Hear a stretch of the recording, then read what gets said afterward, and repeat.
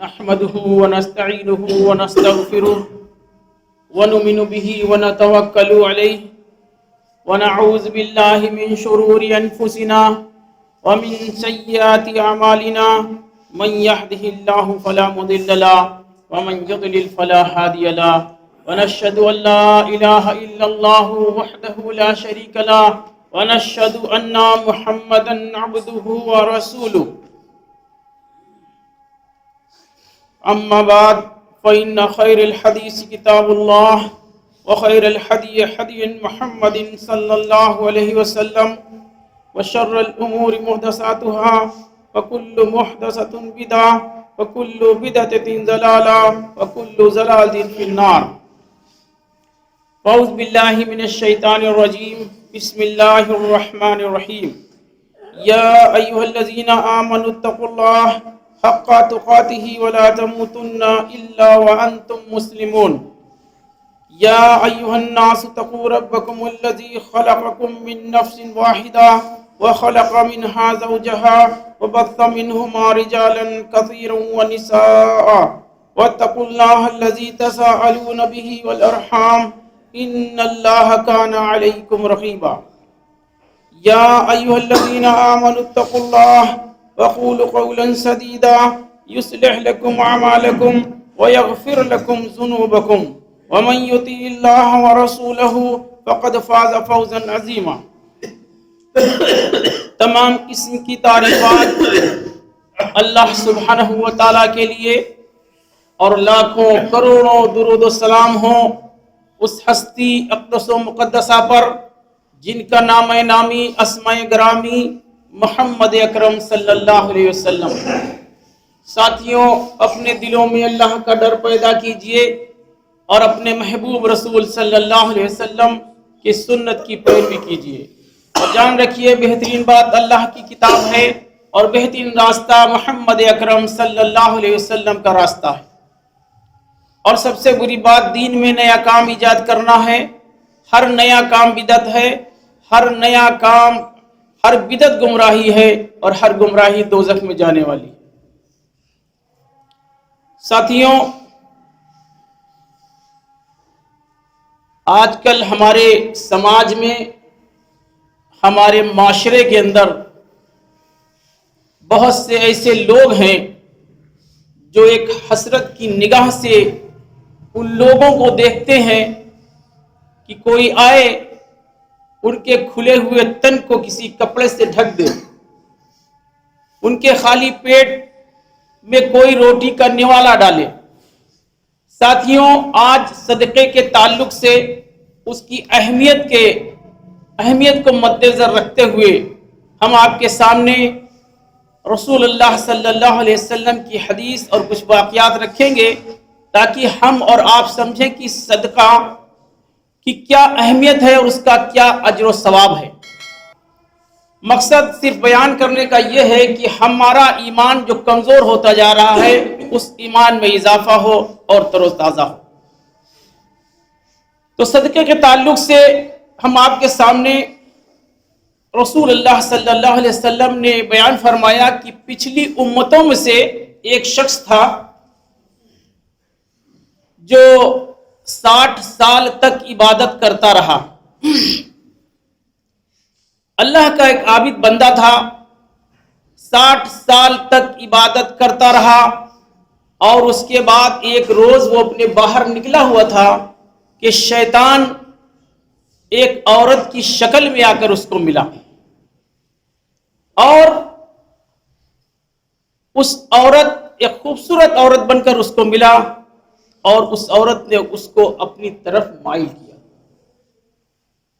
پھر کیا ہوا؟ اس عابد عبادت گزار بندے نے اس کے ساتھ زنا کیا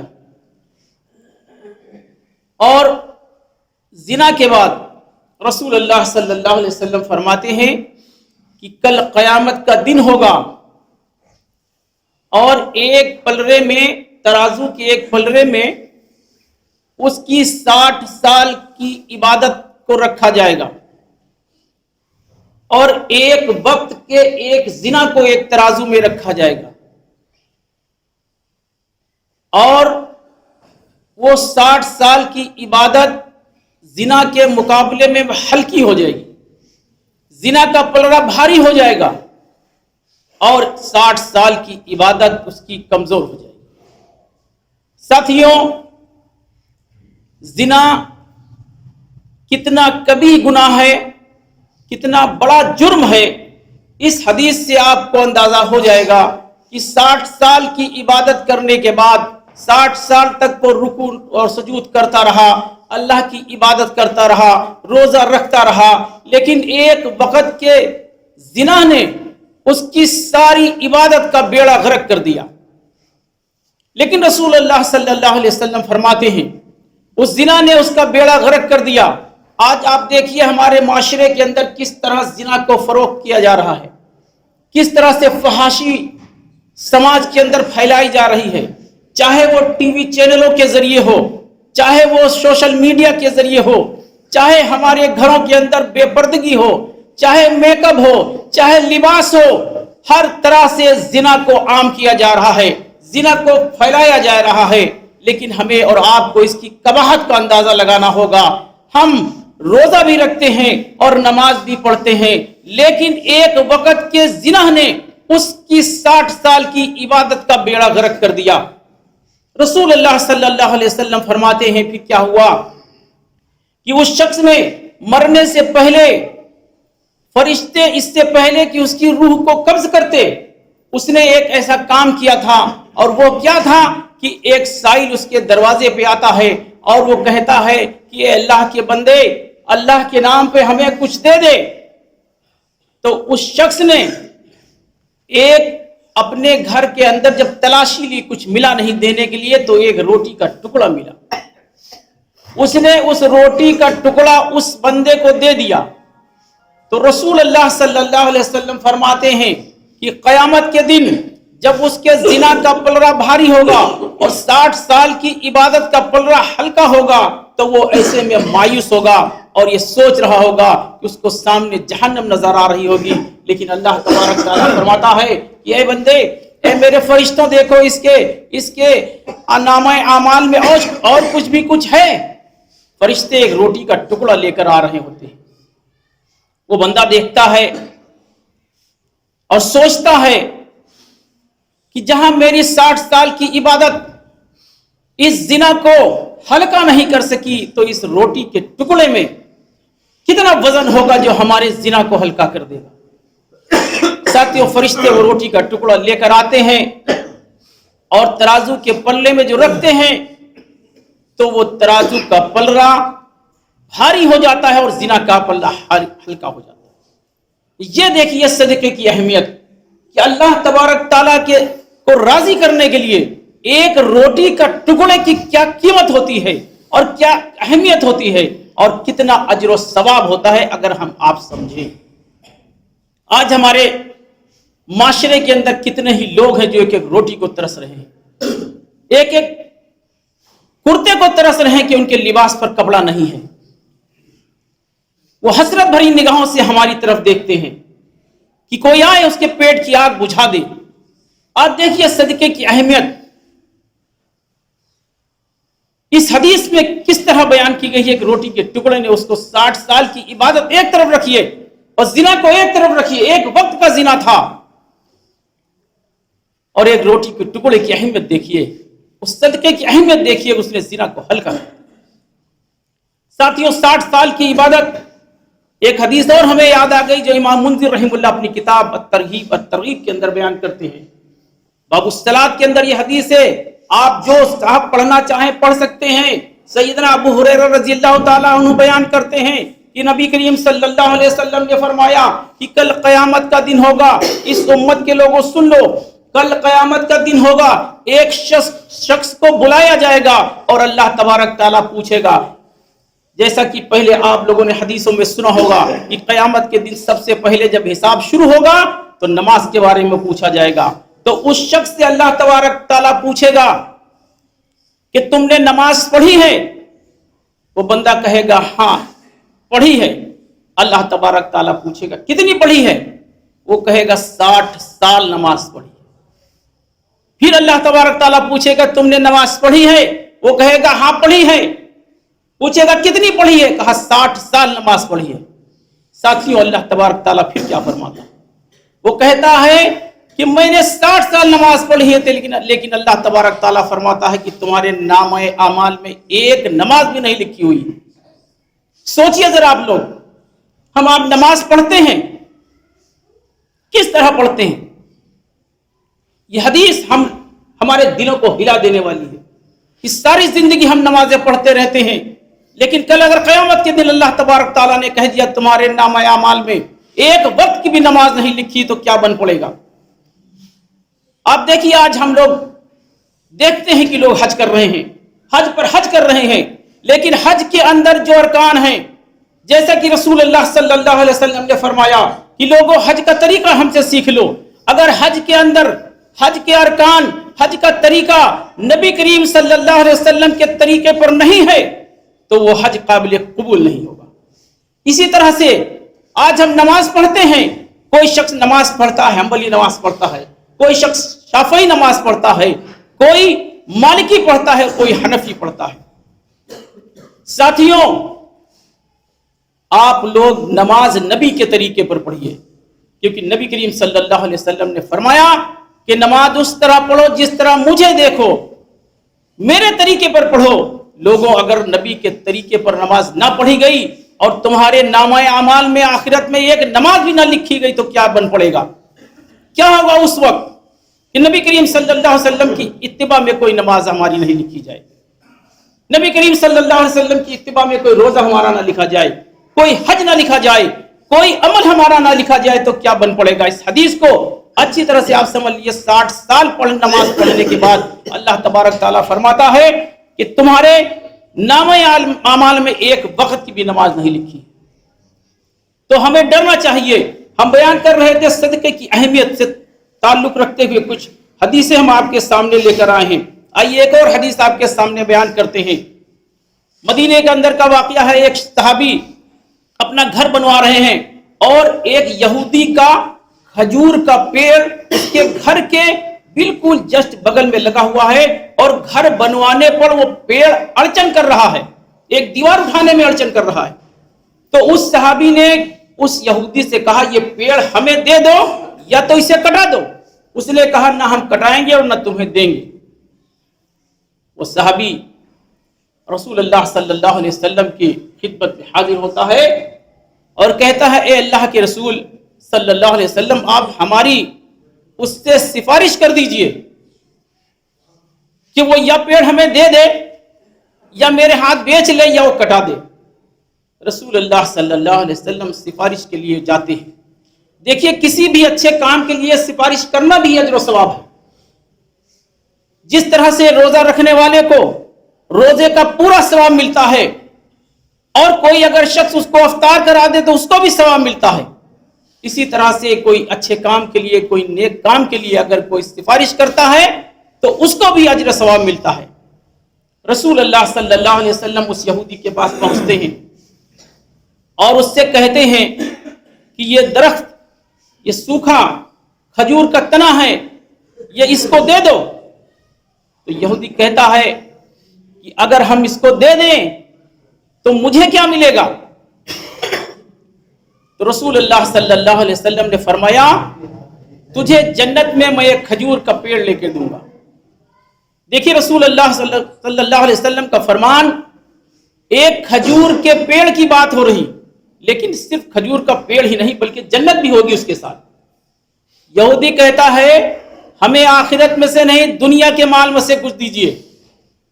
رسول اللہ صلی اللہ علیہ وسلم فرماتے ہیں کہ میرے پاس دنیا کا کوئی مال نہیں ہے، اگر آخرت کا چاہتے ہو تو میں تمہیں ایک جنت کا کھجور کا درخت دوں.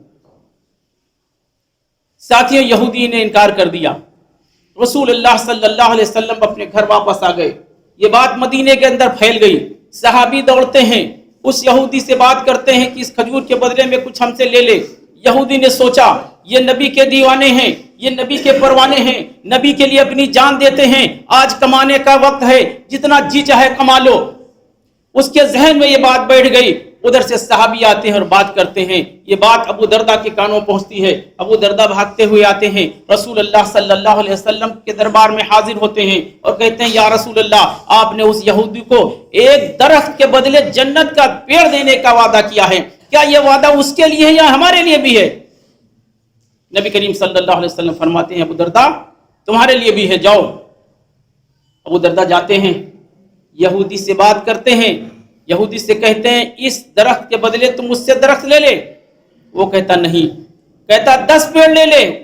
وہ کہتا نہیں. کہتا ابو دردہ کہتے 50 لے لو. اس نے کہا نہیں.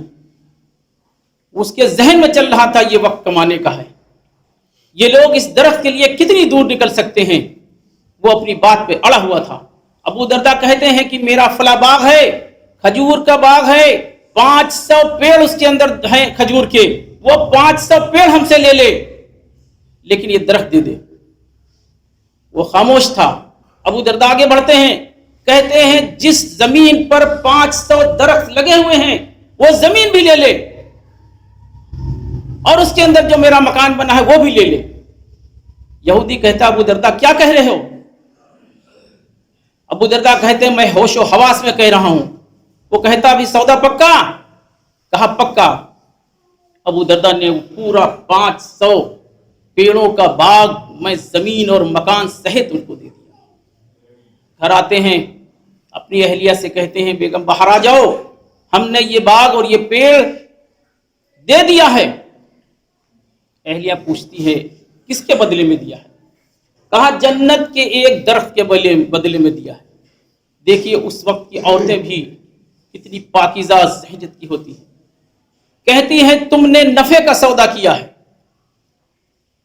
اور یہ بات جب رسول اللہ صلی اللہ علیہ وسلم کے کانوں تک پہنچی کہ ابو دردہ نے 500 پیڑوں پر مشتمل اپنا پورا باغ اس یہودی کو دے دیا ہے, تو رسول اللہ صلی اللہ علیہ وسلم فرماتے ہیں یہ صدقے کی اہمیت دیکھیے آپ. نبی کریم صلی اللہ علیہ وسلم فرماتے ہیں کہ لوگوں اللہ تبارک تعالیٰ نے میری آنکھوں کے سامنے پردہ اٹھا دیا ہے, میں نے جنت کے اندر ابو دردہ کا وہ باغ دیکھا ہے. 2 روایتیں اس پر ہیں, روایتیں تو کوئی ایک ہے, میں 2 روایت صرف آپ کے سامنے بیان کرتا ہوں. رسول اللہ صلی اللہ علیہ وسلم فرماتے ہیں کہ میرے سامنے سے اللہ تبارک تعالیٰ نے جنت کا پردہ اٹھا دیا ہے اور میں نے وہ باغ دیکھا ہے جو ابو دردہ کے لیے تیار کیا گیا ہے. 1,00,000 درختوں پر مشتمل وہ پیڑ ابو دردہ کے لیے تیار کر دیا. دوسری روایت میں رسول اللہ صلی اللہ علیہ وسلم فرماتے ہیں کہ میں نے دیکھا کہ وہ 1,00,000 پیڑوں کا باغ اور وہ درخت جھک جھک کر ابو دردہ کی طرف جھک رہے ہیں اور چیخ پکار کر کہہ رہے ہیں کہ ابو دردہ کب آئے گا اور ہمارے اندر داخل ہو جائے گا. یہ صدقے کی اہمیت دیکھیے. ہم آپ صدقے کی اہمیت کو نہیں سمجھتے, ہم اپنے جیب خالی نہیں کرنا چاہتے. چھوٹا صدقہ ہو یا بڑا صدقہ ہو, اللہ کے لیے اگر خرچ کیا گیا اس کی قیمت بہت بڑی ہوتی ہے. اور جو لوگ بڑے لوگ ہیں, جو دولت والے اور پیسہ والے ہیں, وہ بے حساب خرچ کرتے ہیں. ایک اور روایت آپ کے سامنے رکھتے ہیں. عبد الرحمن بن عوف رضی اللہ تعالیٰ عنہ ایک بہت بڑے مالدار صحابی ہیں, اور ان کی تجارت, ان کا کاروبار مدینے کے باہر تک پھیلا ہوا ہے. ایک وقت کی بات ہے کہ مختلف روایتوں کے اندر عبد الرحمن بن عوف کا قافلہ مدینے کے اندر داخل ہو رہا تھا, اور روایت میں تو مختلف ہے لیکن وہ روایت ہم لے رہے ہیں جس میں سب سے کم ہے. 700 اونٹوں پر سوار کاروبار کا جو وہ مال جو لاکھوں اور کروڑوں روپے کی قیمت رکھتا ہوا تھا مدینے کی طرف بڑھ رہا تھا. لوگوں نے دیکھا اتنا بڑا قافلہ آ رہا ہے, مدینہ کے لوگ دہل گئے. حضرت عائشہ رضی اللہ تعالی عنہا کو جو خبر لگی, انہیں معلوم ہوا یہ کس کا قافلہ آ رہا ہے. لوگوں نے بیان کیا یہ عبد الرحمن بن عوف کا ہے. تو امی عائشہ فرماتی ہیں کہ جاؤ عبد الرحمن سے کہہ دو کہ اللہ کے نبی صلی اللہ علیہ وسلم نے ارشاد فرمایا تھا کہ عبد الرحمن بن عوف جنتی ہے. یہ بات جب عبد الرحمن کے کانوں تک پہنچی تو عبد الرحمن نے کہلوایا اور کہا جاؤ امی عائشہ سے پوچھو جا کر کے کیا انہوں نے رسول اللہ صلی اللہ علیہ وسلم کے منہ سے اپنے کانوں سے یہ سنا ہے. پوچھنے والے نے پوچھا. امی عائشہ کہتی ہے اللہ کی قسم میں نے رسول اللہ صلی اللہ علیہ وسلم کو فرماتے ہوئے اپنے کانوں سے سنا ہے کہ عبد الرحمن بن عوف جنتی ہے. عبد الرحمن بن عوف کی خوشی کا ٹھکانہ نہ رہا. انہوں نے پورا کا پورا قافلہ اللہ کی راہ میں صدقہ کر دیا اور وہی بانٹ دیا. اہمیت دیکھیے اللہ کے لیے خرچ کرنے کی، کس طرح خرچ کرتے ہیں لوگ. اللہ کے لیے خرچ کرنا یہ بڑے دلیری کام ہوتا ہے. ہمیں آپ کو سمجھنا چاہیے کہ اللہ والے کس طرح خرچ کرتے ہیں، اور جتنا خرچ کرو گے اتنا ہی ملے گا. آج ہمارے معاشرے کے اندر ہمیں ضرورت ہے ان بھوکے لوگوں کو جو ہماری طرف حسرت سے دیکھ رہے ہیں. ان لوگوں کو ضرورت ہے جن کے پاس پہننے کے لیے کچھ نہیں، اوڑھنے کے لیے کچھ نہیں ہے. ہم اپنی جیب سے 1 روپیہ بھی نکالیں گے تب بھی کسی کا بھلا کر دیں گے. کم سے کم بھی دیں گے اور زیادہ سے زیادہ دیں گے تو ہم اپنی آخرت کو سنوار لیں گے. اور اللہ کی راہ میں خرچ کرنے سے مال گھٹتا نہیں بلکہ بڑھتا ہے. بہت سی روایتیں اس بارے میں آئی ہیں جو ہم آپ کے سامنے صدقے کی اہمیت کو رکھتے ہوئے آپ کے سامنے بیان کرتے ہیں. اور یاد رکھیے کہ قبر کی مٹی کو ٹھنڈا صدقہ جتنا ٹھنڈا کرتا ہے، روایت میں آتا ہے صدقہ جس طرح قبر کی آگ کو ٹھنڈا کر دیتا ہے کوئی عمل نہیں ٹھنڈا کرتا. تو ہمیں کوشش کرنی چاہیے کہ اللہ کے لیے کچھ نہ کچھ اپنے گھروں سے نکالیں، اپنے ان بھائیوں تک پہنچائیں جن کو ہماری ضرورت ہے، جو ہمارے محتاج ہیں. اللہ نے ہمیں مال دیا ہے، یہ مال پر پورا اختیار ہمارا نہیں ہے. یہ مال ایک آزمائش ہے ہمارے لیے، ہمیں آزمانے کے لیے یہ دیا ہے کہ ہم آزمائش میں بیٹھے ہوئے ہیں. اللہ تبارک تعالیٰ نے اگر ہمیں مال دیا ہے اور دوسرے کو مال نہیں دیا ہے، اس کو مال نہ دے کر اس کو آزمائش میں کھڑا کیا ہے، اور ہمیں مال دے کر آزمائش میں کھڑا کیا ہے. یہ ہم دیکھیں اللہ کے لیے، اللہ کے بندوں کے لیے کیا کرتے ہیں، کیا کچھ نہیں کرتے. اللہ تعالیٰ سے دعا ہے کہ اللہ تعالیٰ ہمیں سمجھنے کی توفیق عطا فرمائے اور اس پہ عمل کرنے کی توفیق عطا فرمائے. اقول قولی ھذا واستغفر اللہ لی ولکم ولسائر المسلمین انہ هو الغفور